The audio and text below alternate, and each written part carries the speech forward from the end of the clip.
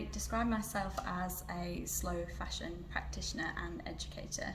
I studied fashion design and technology in New Zealand, where I lived for 7 years before moving back to my hometown of Huddersfield in the UK, and setting up my own practice here in a studio in an old clothing mill, a textiles mill rather, and I work here on my own label, which is called Pocket, and I make slow fashion clothing. I have a signature range which is all made to order, so people can choose their own fabrics and customise the design to their liking, and I also use repurposed materials to make one-off pieces to give new life to existing textiles. To supplement that, I also work as a machinist for other slow fashion brands, and I'm an educator for various different training centres and community groups and youth clubs and that kind of thing. Well, we'll be talking more about that in a minute. So maybe if we just hear from you, Julia, about how you came to be here and how you're working in the sector. Yeah, so I studied textile design in London at the University of the Arts London, and I did the Fashion and the Environment Masters at London College of Fashion. That was in 2009. And then I set up Upcycle Fashion when I graduated to enable me to work at events and festivals and clothes swaps and run my own kind of freelance textiles practice. So teaching people skills for upcycling and repairing clothing. So I was doing that in the community space and in high schools. And I've just kind of kept going with that really. Worked in Australia, worked in environmental education around other issues of waste. Waste has always been the thing that I've been drawn to the most with textiles. So that's kind of where the upcycling comes from in terms of keeping them going for as long as possible. And rather than setting up a business to make upcycled clothing, I decided to have the focus of my business as a service to teach others how to upcycle their own clothing as well. So I don't sell a product, but the service is the education side of it. And now I run Upcycle Fashion as a circular clothing practice. So I collaborate with brands. I take on short-term and slightly longer-term freelance contracts around sustainability, textiles and education. So that's working within any kind of education, so from primary right through to university, guest lecturing, workshopping, project management, project administration for various different projects. So how have you two come together then with Thread Republic? So we actually met in New Zealand. We went to school together, but different years apart, and then had a chance meeting while I lived in New Zealand and Julia was travelling. And then when I moved back to the UK and Julia was here, I got in touch, and we just connected on our sort of shared mentality around clothing and minimising waste and that kind of thing. And then as part of sort of settling back into the UK, I was reaching out to lots of different like-minded people to try and make connections and build a community of like-minded practitioners and individuals here. So we met our two other directors. There's 4 of us, so we met Nicola and Kim, and we came together and found this sort of shared interest in creating a project that we could work on collaboratively, which would build community, a sense of community around textiles and creativity. It's actually so exciting, isn't it? It's quite entrepreneurial what you're doing, do you feel, or are you just following what feels right? Well, it's partly that. I mean, it is a passion project as well, in that it's that whole aim to do what you love and make a living out of it. But it's also that real drive to make a difference and make an impact, and that's the real driving force behind it, which is why we felt like a social enterprise structure was the most appropriate for us, because it's not really a service or a product exclusively. It's more of an offering that we want to bring people in, and I think let them decide how they want to be a part of it. Yeah. I think with that idea that we're stronger together, we've all got our own, as the 4 directors, we've got our own individual practices, but actually coming together in a social enterprise, we not only build a stage and a platform for our own voices and our own work collectively, but we enable other people in our local communities to take part in that, and for them to share their voice and give them a voice. And hopefully our long-term goals is to provide employment and to provide work opportunities as well, and volunteering and work experience opportunities for younger people particularly, to come in and welcome them in and really give people an ability to join, or and to make them feel like there's something that they can participate in this space of circularity and sustainability inside textiles. So can you give us a sense about how you actually operate? Do you have regular meetings to decide your direction and, you know, what's your governance or, you know, that kind of thing? So we'd met in real life through sort of 2019, obviously when the pandemic hit, and we'd just arranged kind of monthly Zooms just to kind of check in and chat, really no formal structure. And it was only really throughout the summer of 2021 that we really started to research actually what we could become, kind of an official entity, and how that would work. And at the same time I was having conversations with the directors of Mend Assembly, who are based down in Devon, and then the offer of joining them as an affiliate group arose through those conversations.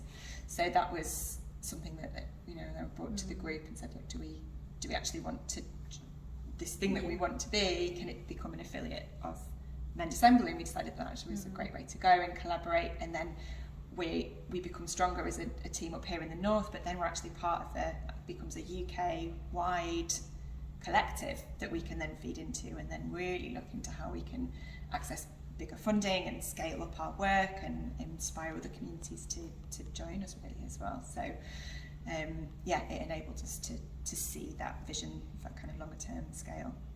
And what are your reporting responsibilities around getting grants and things like that? So we have, so within our status we've set up as a CIC, which is a community interest company. So we have articles of association and a memorandum, which is kind of like our constitution, and our governing rules as 4 directors. We're not responsible to any shareholders. We're not cooperative. You know, there's lots of other models that we could have been, but we decided to go around this route because it's a really good model of enterprise, so we can generate an income, but we're essentially a not-for-profit. So the only money that we make goes back into the kind of core aims of our business. And the funding that we get, depending on what projects that we're doing, will have certain evaluation and reporting requirements. So usually a case study, so we really make sure to document and evidence the work that we're doing, and get quotes and things like that from the participants. So we can use that in a formal report to the funder, but we can use that on our website as well, and kind of enable, and through social media, I guess, to advocate for what we're doing, and hopefully inspire others to do the same, and for other funders to give us more work. Measuring that outcome and making it so it can be replicated in other communities as well. And you're in this fabulous building. You're just renting space here, or how does that work? Yeah, so my studio is based here, and I rent. So this is one big art space, which is divided up into separate studios, and there's a mixture of different art forms here. There's graphic designers, painters, illustrators, textile artists, and fashion. And it's just a great space to be in. And there's also textile industry still happening here. Yorkshire Fair Fabrics is just below us, and they create fabrics with a pile. So see a lot of that going on, and I can see through the windows down below fabric being rolled onto cores and things, which is great to be in this space with such rich textile heritage. And can we talk a little bit about your educational work now, in terms of spreading the story of clothing sits alongside the story of food? Can you talk a little bit about the educational aspects and what you're finding is perhaps missing in with the current generation? Yeah, so that was one of the things that brought us, the 4 of us, together really.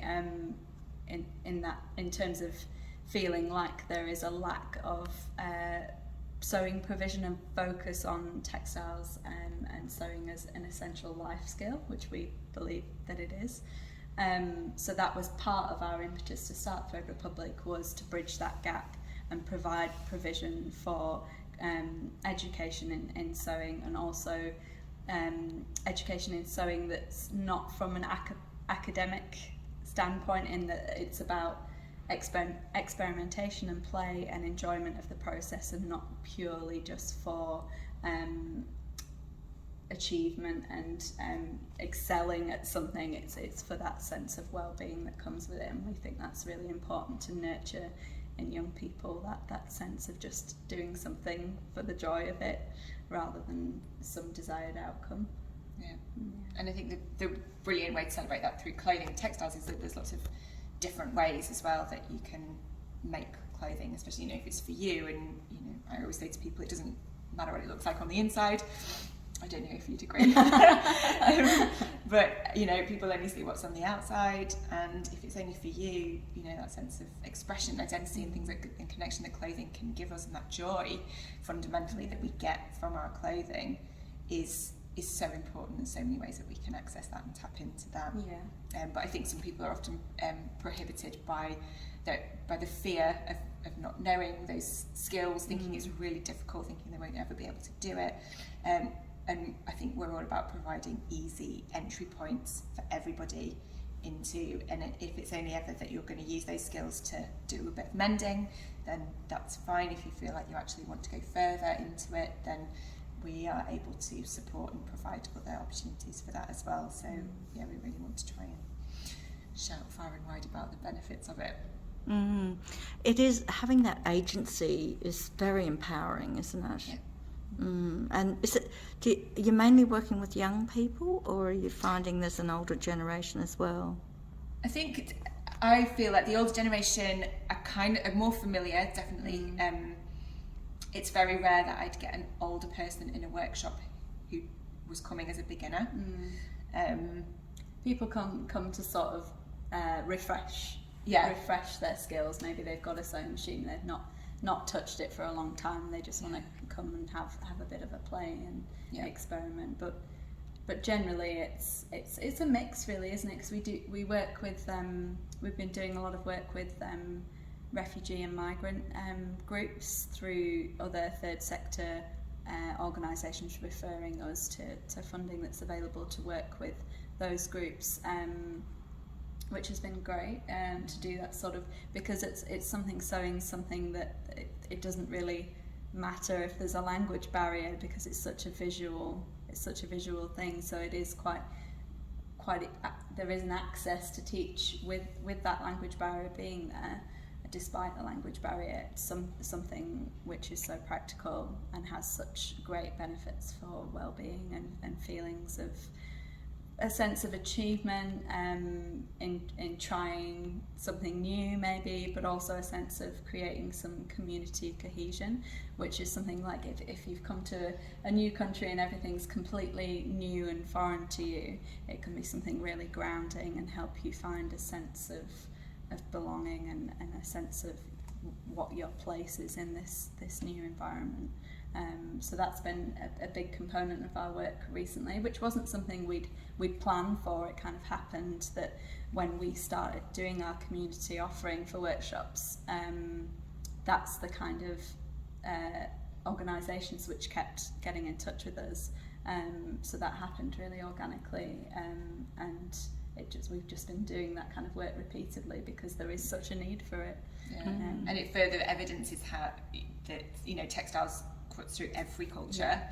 Every group of people that we've worked with has a kind of a story and a connection and a memory associated with the act of sewing or with cloth and fabric, and it's just really lovely to celebrate and share, and we're always learning from the people as well that do that. And I like that in a sewing group we're there as the facilitators and the practitioners, but the people that also come, we always try and keep that open mind that we've got a lot to learn from them as well. And if people want to share another type of skill, or the language for different types of stitches, or talk about how it's used in their culture, then everyone's a teacher and everyone's a learner.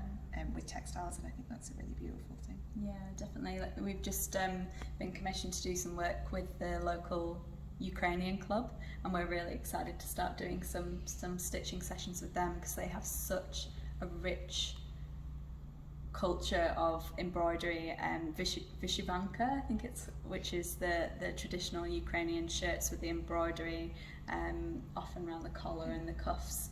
And I'm really excited for what we can learn from them about that completely new discipline. There's so much meaning and history steeped in the different motifs that they would use for different types of clothing. So for creating like a wedding dress, a group of family members, female family members would get together, and there would be specific embroidered motifs that they would put on the hem of the wedding dress and things like that. And we're just really excited about doing that work and engaging with those different communities. So we did some visible mending workshops with groups of refugees, and it was amazing to have bring that community. They were all strangers using the same service, so the participants were referred through a project called Sanctuary Clothing Project, which accepts donations of clothing and other textiles and homewares from the public for their service users, so they have volunteers which sort all the donations and everything that's goods put on rails, and refugees and migrants can come and basically shop the rails and take what they need. So we worked with those groups in their space just to do something fun and creative and teach them how to repair and maintain those clothes that they'd received through donation. And it was just an amazing session, wasn't it? Because we had about 4 or 5 different languages being spoken amongst a group of 15 people, and they'd never met before, but all these connections were being made. People were arriving at varying intervals throughout the session, which can be stressful as a facilitator, but it actually wasn't, because there was such a sense of community that people were helping each other. So those who'd got a hang of what they were doing were then teaching people who'd arrived a little later. And yeah, it was just a beautiful display of the power of sewing and textiles to create that community cohesion and sense of well-being.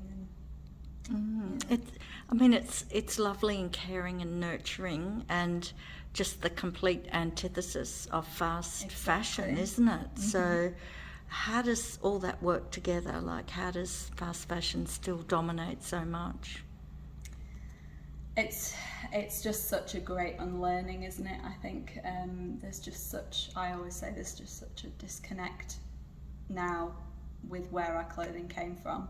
And I think it's going to take a long time for us to communicate that to real hard and fast addicts of fast fashion, because we're asking them to give something up. Their love of buying new and getting that instant gratification, that quick fix of endorphins from getting something new, and then kind of putting aside and putting it to the back of their mind the impact that purchase has on the planet and the people that make our clothes. But that's just something that the fast fashion industry is just thriving from, really, is that lack of education and knowledge amongst most people. They benefit from that disconnect. So it's something that we're really working towards, just building that awareness. And in any group sessions we have, we just try and sort of informally bring it into the chat and talk about our clothing habits and where our clothes come from and how we interact with our clothing, and building those stronger, longer lasting connections. Yeah, and I think empowering citizens to realise that they have the capacity to really change how that sector works. That sector's only alive because of people buy the clothes at a fairly rapid rate, and I think that if we as a society get better at providing the solutions and giving people those alternatives, that it's not about less, it's actually about more. It's about more connection to our clothing. It's about more joy, more stories, more creativity, you know, more self-expression. You've got way more capacity for your clothes to represent you as an individual and your style and your identity. Definitely. By reusing, reclaiming, shopping second-hand, upcycling, keeping things for as long as possible, and adapting them to your own shape or your size. You know, everybody who buys clothing from the British high street and online, and the brands will just, you know full well the complexities and difficulties around the sizing of clothing, let alone taking into account your body shape. I think it's just so many better options, and fast fashion is one option, but there are so many more, and I believe better ways to engage with and consume clothing that tick loads more boxes for us as citizens and for the planet as well. And I think we call out fast fashion because it's unsustainable, and it's only a matter of time before those industries and that business model has to come to an end. And it will do one way or another. They'll run out of resources, or the prices will go up so much that it becomes unsustainable. And we're speaking in a week when Misguided, which is one of the the bigger online brands, has just gone into administration, which is then awful for their supply chain, and has much knock-on impacts throughout there. So it's awful when these companies have to close down. There's a lot of people, a lot of people are going to lose their jobs, but they all will eventually, because they are operating on unsustainable models of consumption and production. So we need to, sooner rather than later, enable our societies to engage with better ways of consuming clothing. And it really does come down to being more hands-on and involved yourself, rather than thinking you can buy a solution. Yeah, but then I appreciate, people have busy lives, full-time jobs, and you've got 3 kids, or you're a single parent, or, you really don't, time, there's only so many hours in the day. So I appreciate that not everybody has the time to repair and upcycle and customise everything as much as you might even want to. So I think it's actually as well about providing options within our local economies that enable, seeking out those people and supporting those small businesses. Who are your seamstresses in your community? Who are those small businesses repairing? Seek to invest and in the ownership, become better owners of clothing by seeking out and spending your money in different ways. So instead of supporting a company that might not operate within your ethical remit, find those peoples locally who, will, it's a nice quote, do a little happy dance every time you use their service, or engage them and seek out those skills locally. So yes, do it yourself, but at the same time, we need to also create way more opportunities for people to engage who, for whatever reason, won't take it on themselves. So, I really admire what you're doing, and it's great to hear about it. Is there anything you want to say about your big vision, or what you need to become more vibrant and successful than you already are? Yeah, a building.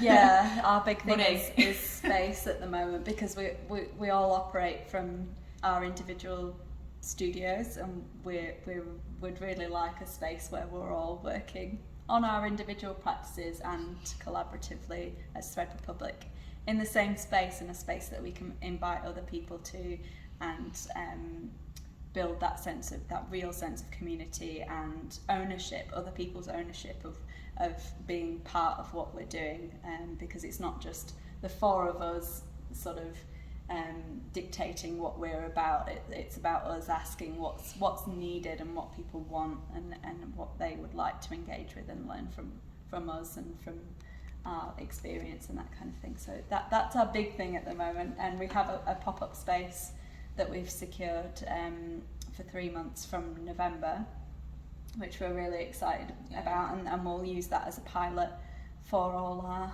big ideas. So it will be like a pop-up shop, an exhibition of our work as individual practitioners. It'll be a workshop space. We'll be retailing our circular textiles products, so we take waste from local industry, what was potential waste streams, and try and make them into products for creatives to use. Like we have our t-shirt yarn, and that's made from offcuts from dye factories who dye jersey fabric and then they trim off the curly selvages, and then we wind that into balls to make t-shirt yarn. So that's just the start of that, and we're also looking at sourcing mending yarn and that kind of thing from waste thread from spinning and weaving factories locally, and that will be all part of in that same pop-up that we can be selling those products, and also doing lots of socials. We do a monthly stitch social where we bring people together to do a couple of hours of stitching or knitting or anything mending that they want. So that's we're really excited to be able to do that on a more regular basis. Things like clothes swapping as well, being able to bring people in talks and lectures. I'd love to do kind of film screenings as well, and it all kind of feeds into that idea of what is retail for in a time when our high streets are emptying. You know, switch to online. What do we want our high streets to be about? And I think it's got to be more than just buying stuff, and we've got to create really inspiring, beautiful community spaces to get people back onto the high street and to connect and learn from each other. So I'm excited to see how that goes. So I guess the funding sources are either philanthropy or government, really, aren't they? Big kind of seed funding, like Arts Council, kind of big, kind of if we can. I mean, a big part of our work is engaging people and bring people on the journey. So bigger funding pots of money or bigger investment, that would, you know, for our business plan to enable to generate that income, we just need that injection from the beginning, and then we can become self-sufficient is the idea. It's a not-for-profit, but cover our costs, and then anything else that we make goes back into innovation. So it's about sustainability, community, wellbeing. Are there other, multi-layered benefits in there as well? I mean, it's all full circle, really, isn't it? We've talked about that. They were the 4 pillars that we wanted to concentrate on because they all bleed into each other, really. So we kind of focus on that, encouraging creativity, which the knock-on effect is enhanced well-being, and you can find creative solutions to being more sustainable in your life. But we've been learning as we go along. So we started off with that being our desired remit and offering, but through the work that we've done so far, we're just listening, and we're trying to pick up on what people want from engagement with textiles and clothing, and really feed that. And the well-being aspect has been overwhelmingly the cry for provision for that, to sort of enhance people's self-esteem and their confidence in trying something artistic. If they don't think of themselves as naturally artistic, then it's that encouraging people to give it a go, and creating a non-judgmental space for them to experiment without feeling like we're going to tell them there's a right or a wrong way of doing something. And also coming out of lockdown as well, for us, we've just felt this real need to bring people together in a space in person and work on those feelings of isolation and disconnect that we've all had for the last couple of years, and try and kind of dissolve some of that and bring people together again. And it's just it's naturally evolving, isn't it, kind of what we're working towards, really. And then be able to join with Mend Assembly and Stitch Department on some bigger, more kind of national examples of that fit into around circularity, the circular economy, textiles, sustainability, regeneration, and particularly around our kind of local economy here, for our local textiles economy, being able to support that and innovate around the interaction that we have as citizens with our stuff, finding ways in which we can solve some of those problems.